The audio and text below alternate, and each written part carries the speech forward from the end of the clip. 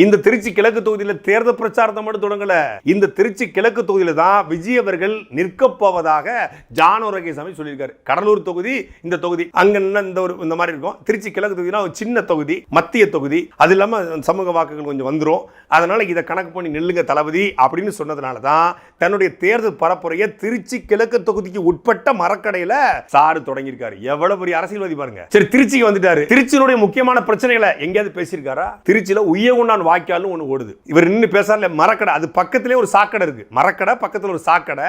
அந்த சாக்கடை உய்யகுண்டான் வாய்க்கால் தான் சாக்கடையா மாறி இருக்கு. உய்யகுண்டான் வாய்க்கால்ங்கிறது ராஜராஜ சோழன் காலத்துல கட்டப்பட்ட மிகப்பெரிய ஒரு குடிநீர் தேவைக்காக விவசாயத்துக்காக உருவாக்கப்பட்ட ஒரு வாய்க்கால் இன்னைக்கு முழுக்க சாக்கடையா மாறிச்சு. 1000 ஆண்டுகள் பழமையான உய்யகொண்டான் வாய்க்கால் சீரழிந்து கிடக்கிறது. அதை பத்தி ஒரு வார்த்தை பேசல. இதே மரக்கடையில பக்கத்துல காந்தி மார்க்கெட். இந்த காந்தி மார்க்கெட்டை மணிகண்டம் பக்கத்துல மதுரை தேசிய நெடுஞ்சாலைக்கு மாத்திட்டாங்க. அது மாத்தக்கூடாதுன்னு சொல்லி அங்க இருக்கக்கூடிய காய்கறி சங்க நடக்கக்கூடிய வியாபாரிகள் தொடர்ச்சியா போராடுறாங்க. நான் வந்தா தாவேக்கா வந்தால் இதை நான் மீண்டும் இங்கேயே மார்க்கெட் நடைபெறுவதற்கு நான் உத்தரவாதம் கொடுப்பேன்னு சொல்லி பேசியிருந்தாருன்னா சரி, அதையும் பேசல.